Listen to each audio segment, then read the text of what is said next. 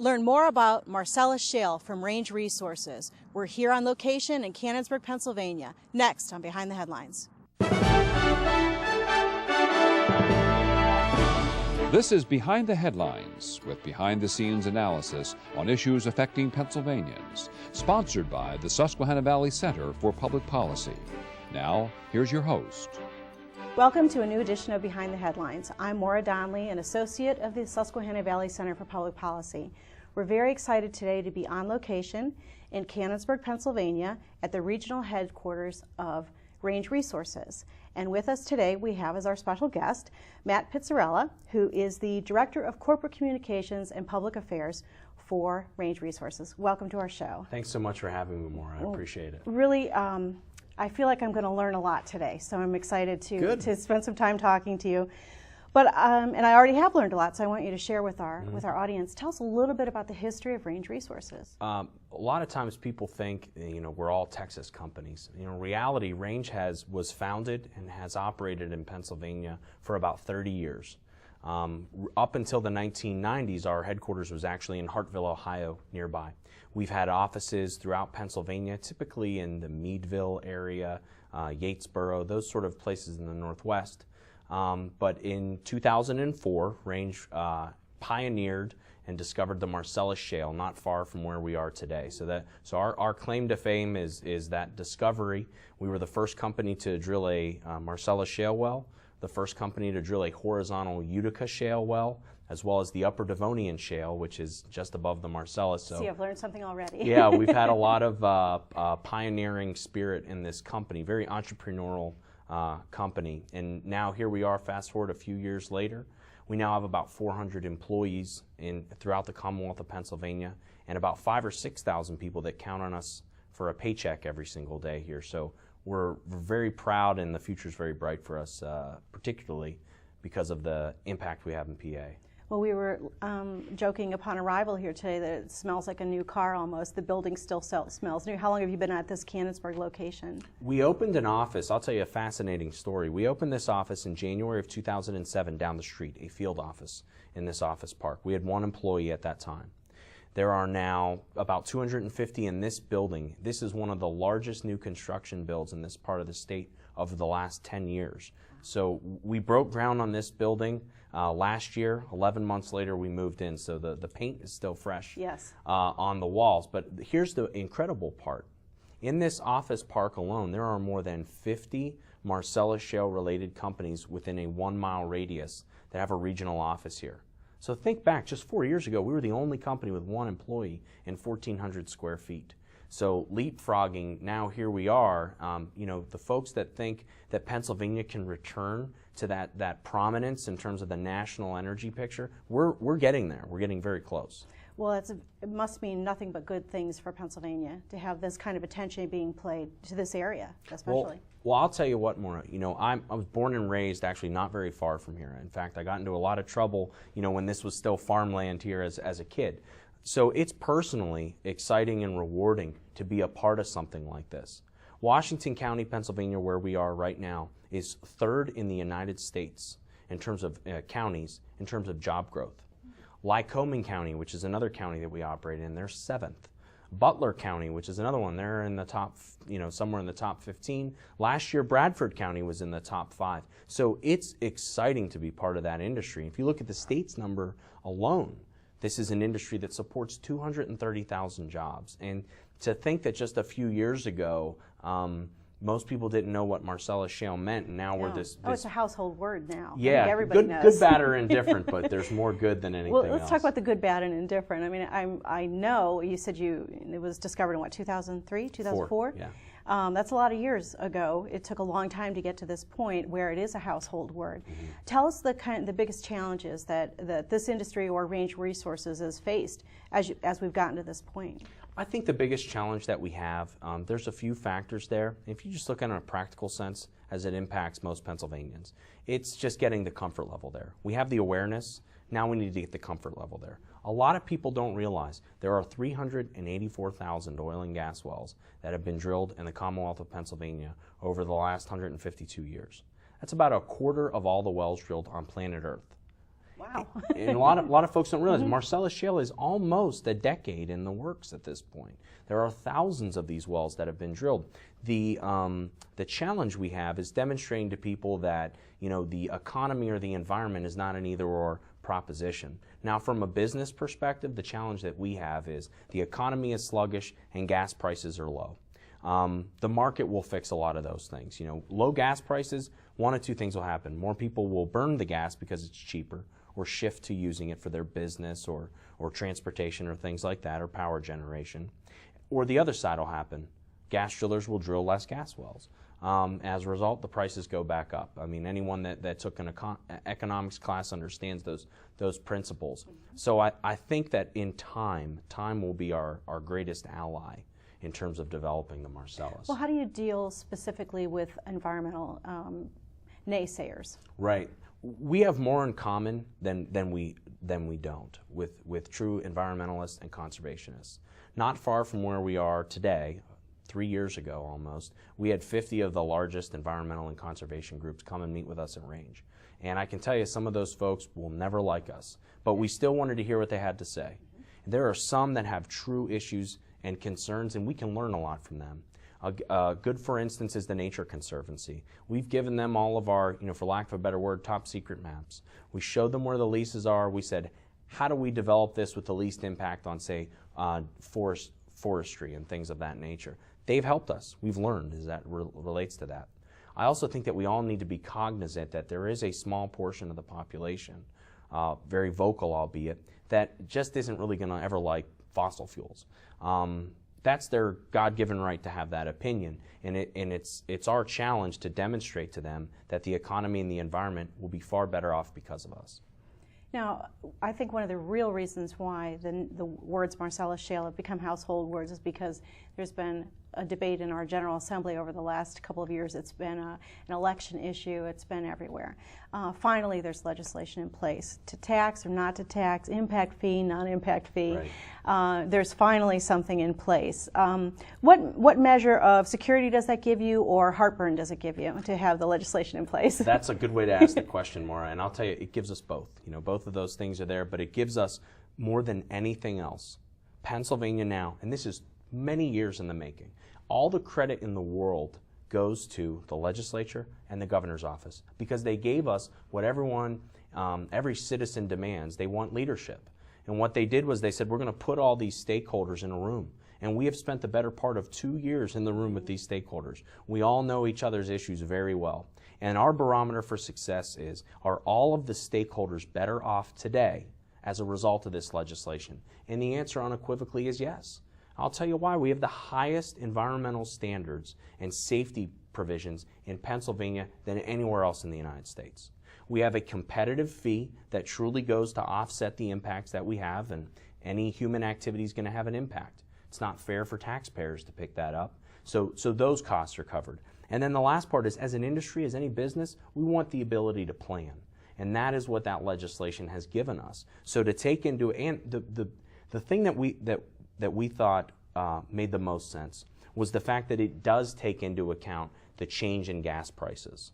From a business perspective, you know, as you pointed out, it's a household name in Harrisburg. Our concern always was, if gas prices go up, they're going to come right back and want to put the screws on us again. And what we see now is something that takes into account a change in fee with gas prices. That allows us to plan, and that allows policymakers and local communities to plan. So you've gotten the predictability that you were hoping for. Pennsylvania was the least predictable state, and we're not the first industry to say that. Prior to this legislation, prior to this legislation, so we now have that. We had 2,400 municipalities, and we still do. 1,880 of them are in the Marcellus, and 200 of them are working on ordinances. Everybody likes to pay attention to the one or two that had ordinances that were impossible to navigate.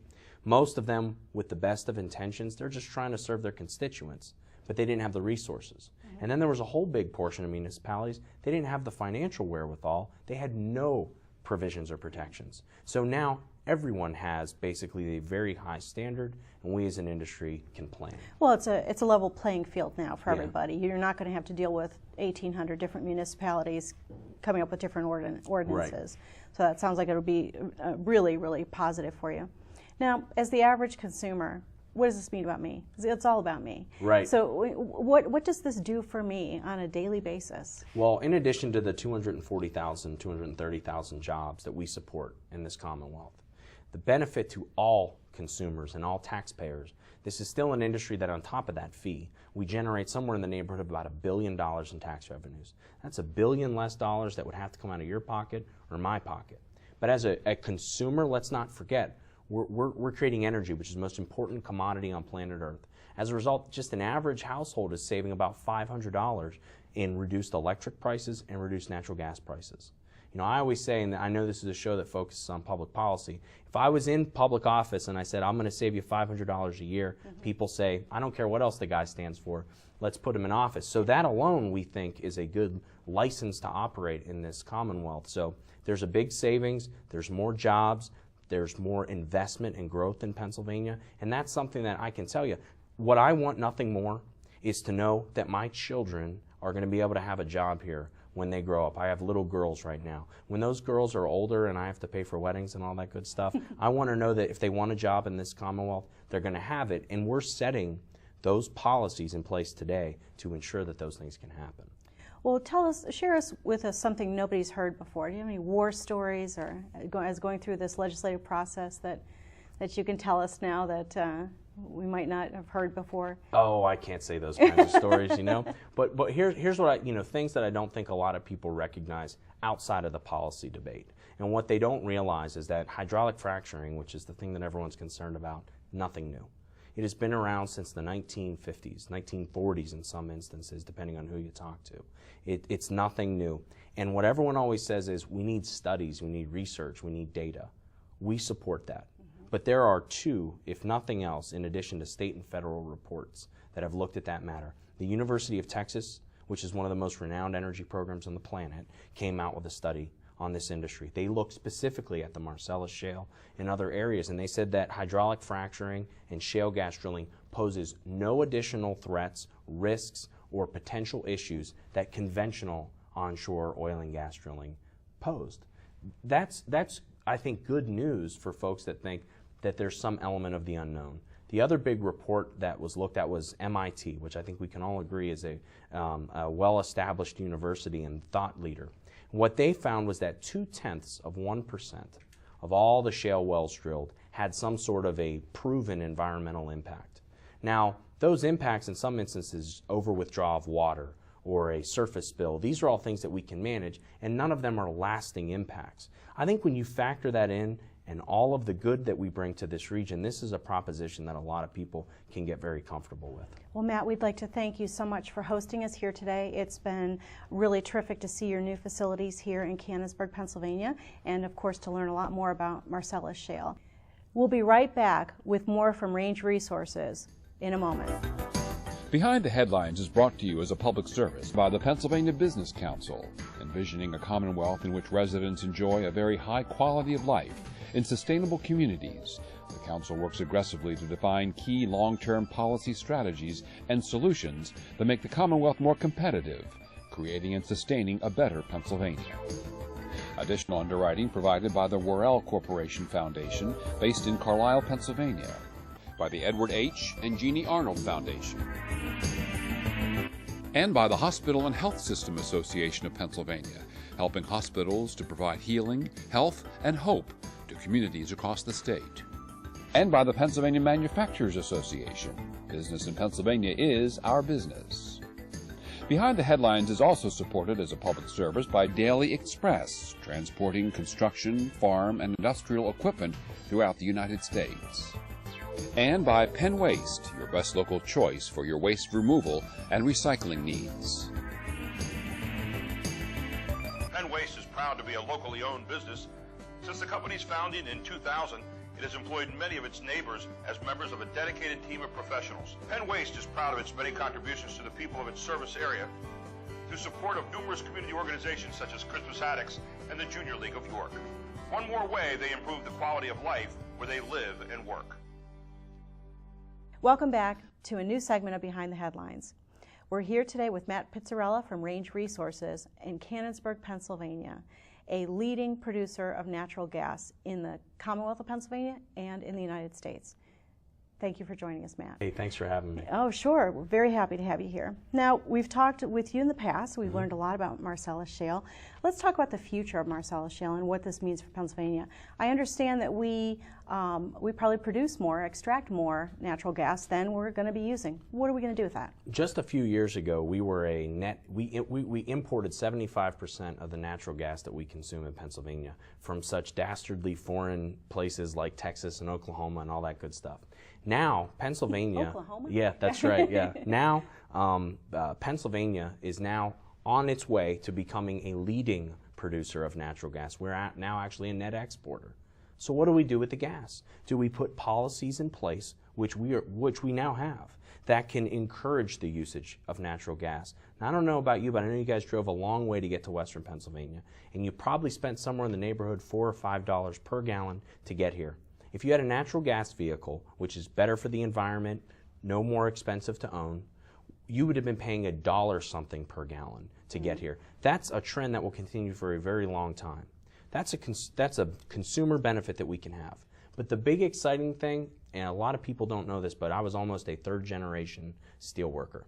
I spent my summers working in steel mills not far from here. And the reason why I say almost a third generation is because that mill closed. Yes. The mill that my grandfather worked in, the mill that my father worked in and my uncles worked in, it's not there anymore. And it broke my heart. I remember the day like it was yesterday when those mills closed.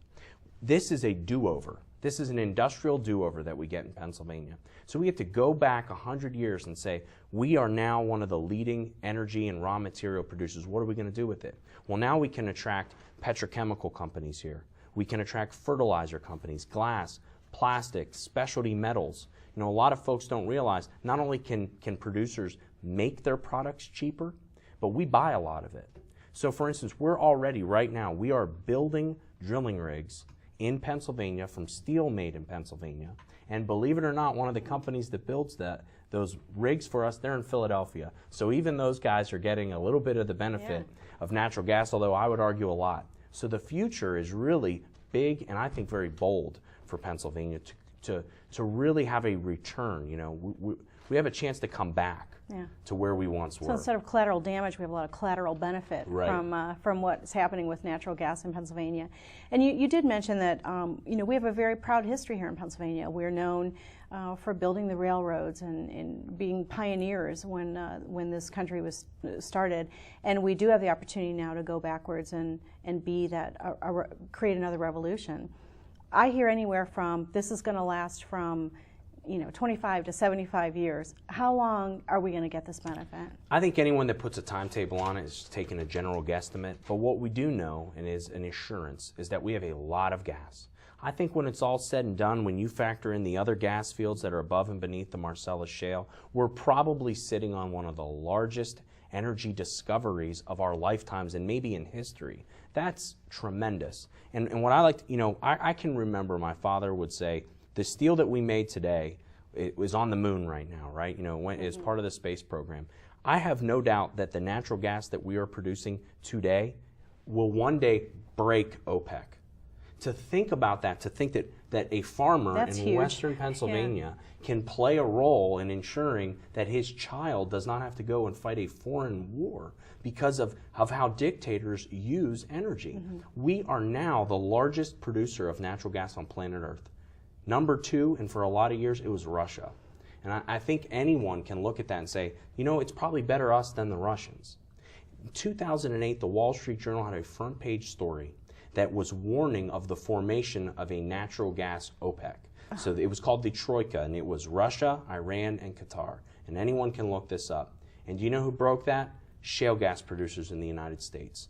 To think that we had that kind of a global impact, yes, there's going to be dust and noise and lights and stuff like that from producing this energy here in Pennsylvania, but the real impact is felt on the global scale. To think that we have a cleaner burning fuel, we're kickstarting our economy and we're kicking the butts of people who don't like us. Do you think we'll see Detroit catching up with natural gas cars a few more available? There is already a big demand. We've personally met with a lot of these producers, whether People that have to be, wait a long time if they want one, isn't that They correct? do. There's Yeah. a back order. You know, a couple years ago, only Honda was the only company that produced it. Now, all of the major 3 auto manufacturers in the United States and a lot of their foreign counterparts are rolling out brand new models to run off of natural gas. The exciting part, though, is getting Mack trucks running off of natural gas, the over-the-road large users of natural gas. If we did that alone, we'd break OPEC's back tomorrow. But we need will, we need political will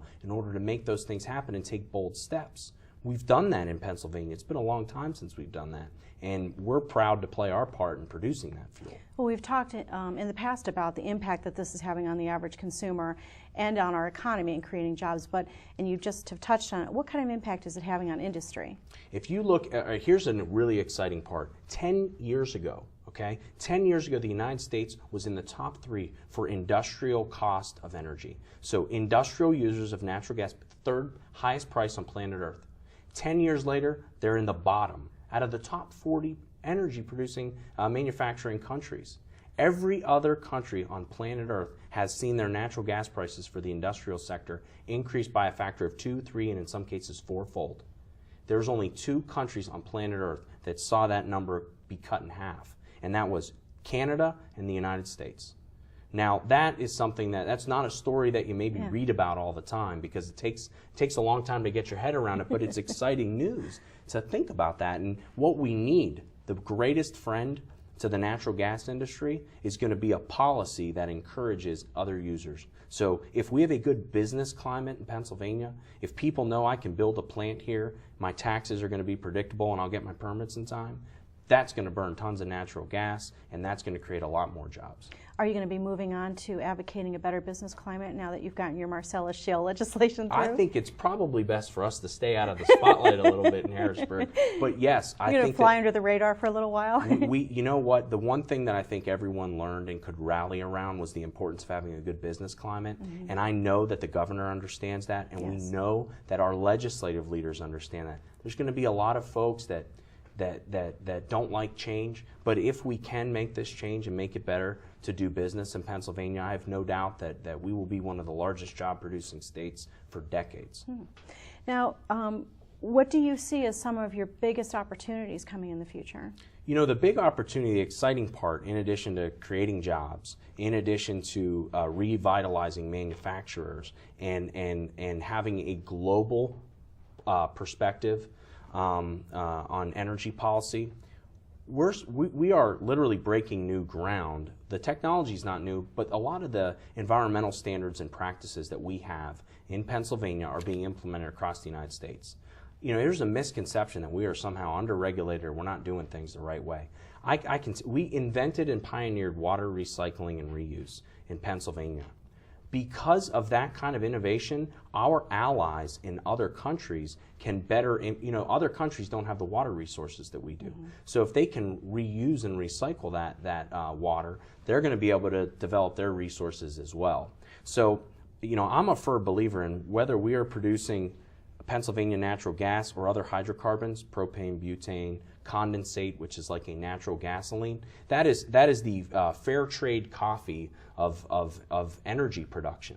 If you really care about the environment, having those hydrocarbons produced in the United States and in Pennsylvania more than anywhere else is the cleanest way of getting those resources. And that's the opportunity I think we have, is not only teach the rest of the world how to do this, but teach them how to do it the right way. Well, a recent story out this week, I believe, was about people buying cars.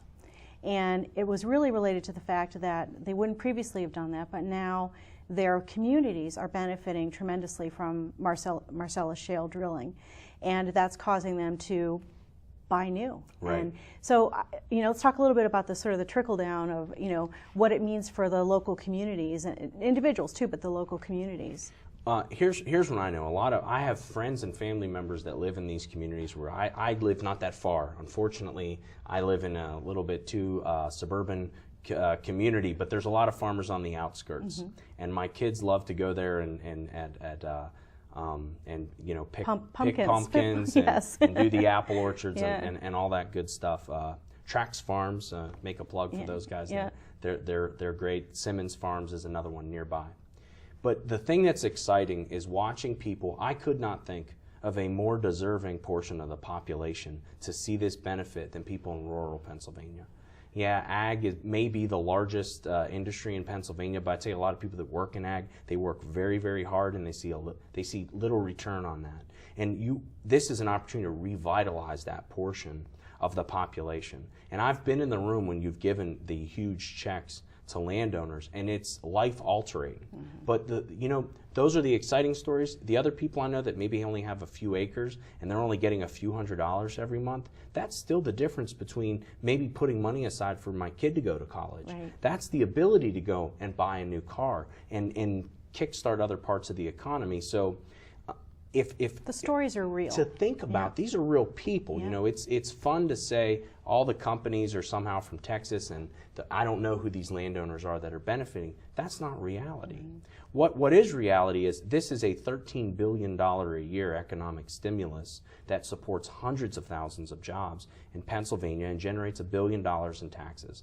And now that we have this framework in place, we can plan for the long term. Short term, low gas prices, there's probably going to be a little bit less drilling. Mid to long term, we're in a really good position right now, and I think that's something that we all get excited about. Well, we are here in Western Pennsylvania, but your company and its work is far-reaching in Pennsylvania. Do you have or maybe you know exactly how many counties you're working in right now? Here's the way I like to think about it. We may only work in a handful of counties in Pennsylvania, but every county is benefiting. And that's because they have businesses, they have engineering firms, they have construction firms, they have law offices, they have everything in every county. And the one thing that we also have in Pennsylvania, everyone is a consumer of energy. Even in, say, maybe south central Pennsylvania, there's a lot of propane users, right? There are more rural communities. They're burning propane that came from Washington County, Pennsylvania.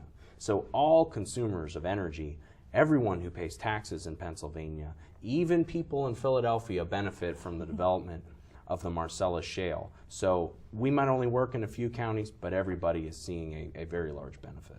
Well, we have just a little bit under a minute left with you, and want to thank you for having us here and talking to us. What else would you like to tell us about Range Resources or the Marcellus shale industry? We're here for the long term. Right now, you're in a brick and mortar commitment to this region for the long term. So we more appreciate jobs. More jobs, cheaper energy prices, and more tax revenues for the Commonwealth of Pennsylvania. What we want is a business climate. Let others come to Pennsylvania and do their work here and create jobs for my kids and grandkids and likewise. That's wonderful. Well, again, thank you so much for having us. Thank you. We'll be back next week with a new edition of Behind the Headlines.